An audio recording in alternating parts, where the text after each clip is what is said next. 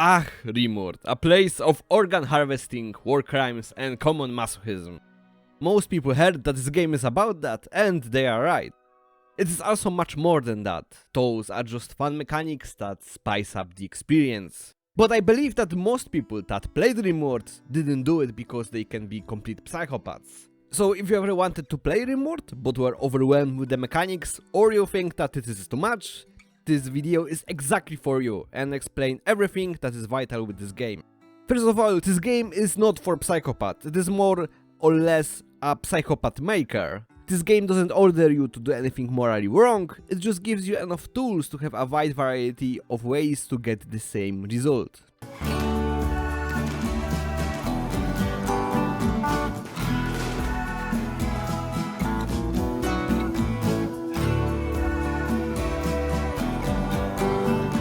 And it just happens that some of them break the Geneva Convention, but it's not a big deal.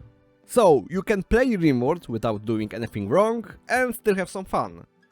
But something is always hanging above your head, calling you, slowly indoctrinating until you succumb to the beautiful world of atrocities.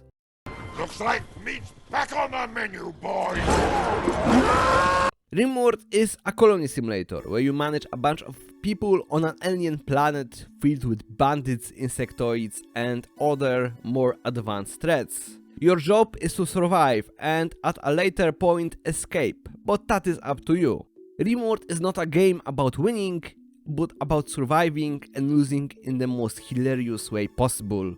It's an immersive story creator about hardships, tragedies, pain and problems that you need to resolve with tools that are available to you. At the beginning, you choose the place for your colony, from beautiful and nice plains to a jungle, where you get malaria every 5 seconds, to deserts with scorching temperature and no resources. There is also a narrator to choose that creates the events during the history of your colony. It basically creates the whole flow of the survival and puts you into weird situations. You have 3 options. Cassandra, that will adjust the amount of challenges to the development of your colony, it scales the difficulty with you. Phoebe, that does nothing for a few weeks and then puts 5 tragic events, raids, plagues at the same time. Or my favorite, Randy. Randy random loves and hates you at the same time, so he has no problem with infecting your colonists with Black Plague while sending a bandit raid trying to destroy your colony, all during a toxic wasteland making everything inedible. But sometimes he gives you a lot of good events, like a squad of huskies joining your colony and then kills them by dropping a meteor. Then you create your colonists randomly, which can be very helpful and be vital to your colony or be a walking waste of resources. If they are the second, sometimes you need to make drastic measures. Keep me in your prayers. Your loving Papa. Always.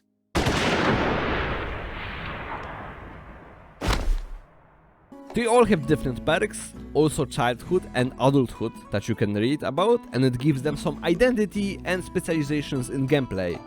You can have a depressive psychopath that tries to murder anyone during a mental breakdown, or a wimp that loses unconsciousness every time he gets touched a little bit harder.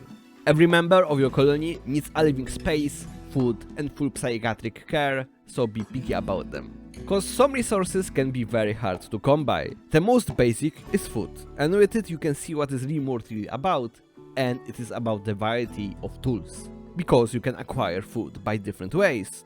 You can create a field of potatoes, hunt animals, trade for it, have a farm with chickens and cows, and more. Every single one of those options have some advantages and drawbacks. Then you need to somehow prepare it, and it's normally by having a normal kitchen. But you need a good cook and then have a clean working station, so your colonies don't have food poisoning.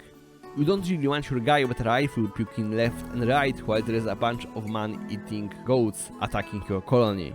Or just make a terrible nutrient paste by making an automated paste dispenser, but no one will get poisoned and you have a free colonist to do something else. And that is the best thing in Rimworld, the fact that you have various problems that need to be solved and you have various methods for it, but it will be harder than it seems. It isn't so rare for winter to take longer than usual, and after that you are greeted with a toxic rain that makes everything outside inedible, So your food storage is getting smaller and smaller, and now the dead bandits that you just killed don't look so bad. I mean, some of your colonies will have psychotic breakdowns after this, but food is food. And if you turn them into a paste, you won't feel so bad. You look like a cut of fuckable meat, are you? One of the most important things in Rimworld is the mood of your colonists. When it's high, your colonists can get inspired and have big boosts to certain things that they do. If it is low, and it will happen a lot, they are likely to have a mental break. That can come down to drug overdose, psychotic wandering, tantrum, digging out corpses, making more corpses, global warming, catatonia, and much more. It will be affected by various elements, like by the state of the room, their clothes, and can get down by losing loved ones, cannibalism, seeing rotting corpses. Perks are also important, and if you are not careful, you can get a depressive pyromaniac that loves burning your colony down every time he doesn't eat at a table.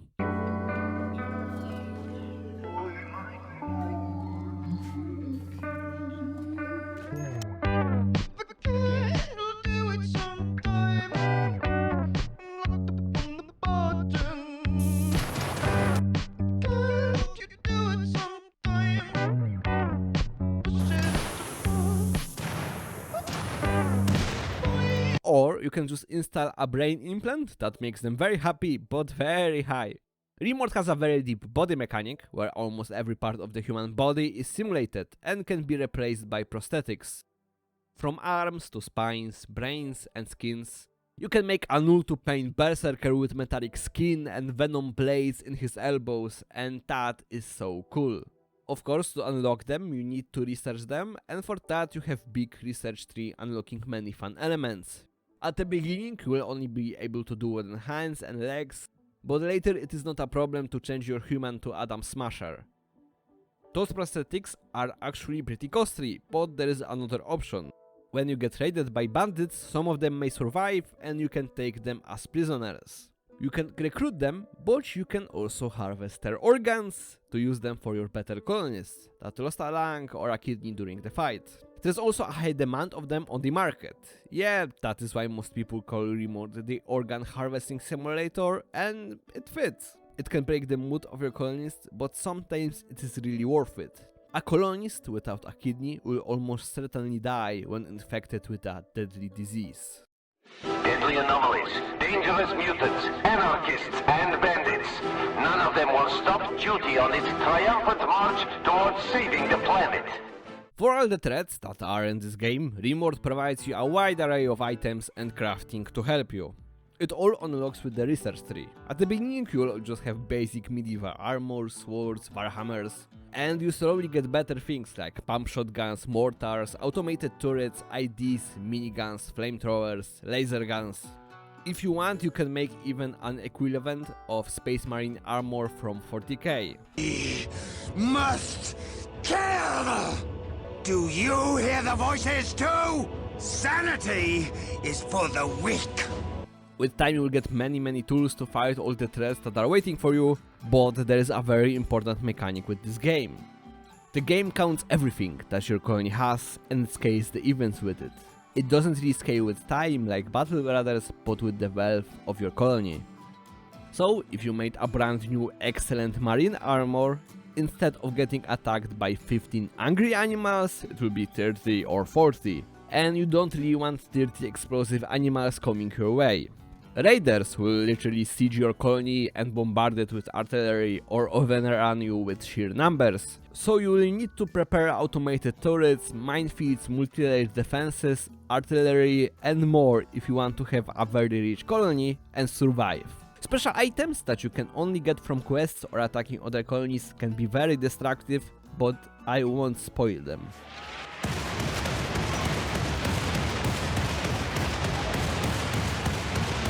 And even though fights don't look very cinematic, Rimworld simulates a fight in a very interesting way, where it counts every scratch hit on a body. So during a fight you can clearly see what is going on, how long till your colonies bleed out, and what parts of body are damaged, so you can decide what to do next. And this clarity is the main reason why I think Rimworld is so good for completely new players in this genre. It has this way to have all the information you need within the game itself, and not by sitting an entire day on forums and tutorials. There are hundreds, if not more, different items, and if you add the same made from different materials or quality, cause they vary in stats, probably thousands. But you can press on every single thing and the game will give you all the stats, information on how it works in a description with a nice flavor. Rimworld isn't the prettiest of games, but after 300 hours I really like it. Rimworld has a very important thing that many other games don't have. You can immediately see and understand everything that is happening on the screen with ease. All of it is visually distinctive. So, if you are scared of all the mechanics, items that I already talked about, and there is more, don't be, cause Rimworld will nicely push you into the game and won't scream at you for not knowing stuff.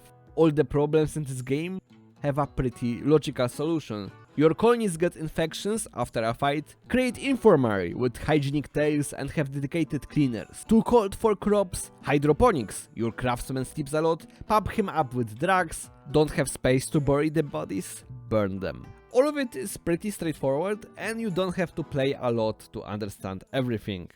If I roll a hard 4, you're gonna call me Simba, because I am the king of the jungle! The world of Rimworld is filled with various factions, bases and places that you can interact with. Some of them will be friendly, some not so much, and they will give you various tasks, like create specific items for them, attack a bandit outpost, and they will give you items, money for doing that. If they like you, you can ask them for help in defending the outpost or call trading caravans directly to your colony. You can also make your own caravan if you have enough long-lasting food, so you can trade with other factions or attack their bases. You can even unlock dropships that will send your colonies directly to the other base. So if you want to be a Viking space rider, you can do it. Rimworld have one paid expansion called Royalty and actually a second one right around the corner, or will already be released when this video comes out. We'll probably do a video on it with everything explained as soon as possible. So, Royalty introduces another faction called Empire, which are more or less the remnants of the lost civilization that tried to colonize Rimworld. They control the whole star system and are practically the most advanced guys out there. The only problem is that it is based on feudalism, with kings, lords, knights and yeomans. So they always fight each other for influence and they will actively seek your help in various problems they have. From building monuments to escort missions or baiting his enemies into your colony. For that you can get powerful new technology and items, for example that Space Marine armor that I talked about. But you can also get higher up as a part of the Empire, where your chosen colonies can become a yeoman and then go higher up the ladder until they become a count. With every level, your colonies get nice new things, like ability to trade with Empire cities or carrying them directly to help or resources. They will also give you special psionic items, and those gives you special powers. Now, your most prominent colonies can force someone to fall in love, teleport stun, create a wall and more. I won't really talk about them, cause some of them can be pretty fun to find out yourself. So all is nice and dandy, but there are some downsides to it. Your colonies have some demands every time they rise up within the Empire. They want a throne room, better bedrooms, royal clothes, people to play on instruments for them. Some of those needs can be very pricey in resources. They will also refuse to perform some tasks. At the beginning they won't clean or haul, but later they will basically only agree to fighting. So if you don't want to serve for the Empire, you can always become rebels and get all the important technology through raiding Empire outposts and doing quests for enemy factions. You don't get the drawbacks of becoming a royalty, but the upgrades aren't as systematic and you can get a very powerful enemy.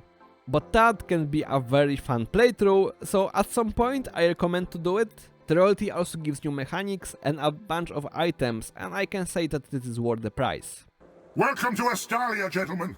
I will not lie. The chances of your survival are small. Some may even turn against your friends as living corpses. Rimworld is a very fun game, and it doesn't feel unfinished, but it is a very special case, thanks to the modding community. Because the game has such simplistic graphics and is generally very easy to use, the possibilities are endless. So if you ever wanted to have a colony in Warhammer 40k universe or pray to the eldritch gods created by Lovecraft, you can absolutely do that.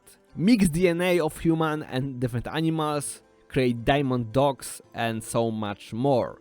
The quality of mods in Rimworld is amazing and are filled with many elements that are hard to distinguish from the base game.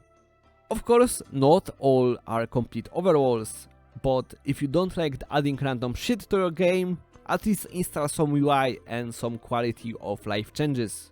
You will really appreciate them.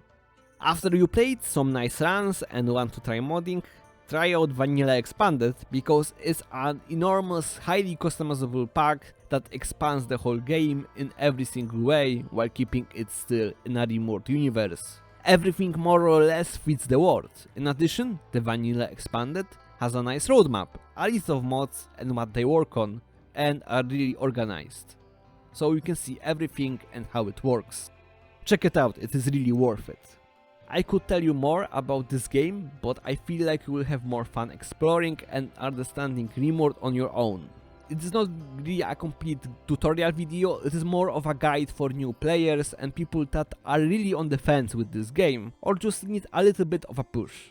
I didn't talk about addiction and withdrawal, recreation, item management, fauna, job variety, art, mining, colonists, relationship and much more, but that is for you to find out.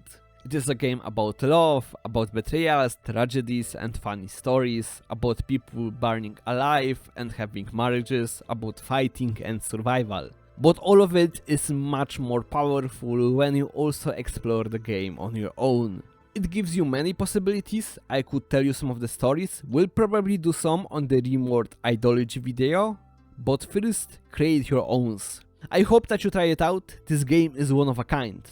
Unfortunately, it is rarely on any sale, and even if it is, it's not a big one, so don't wait for the price to go down, the same goes for DLCs.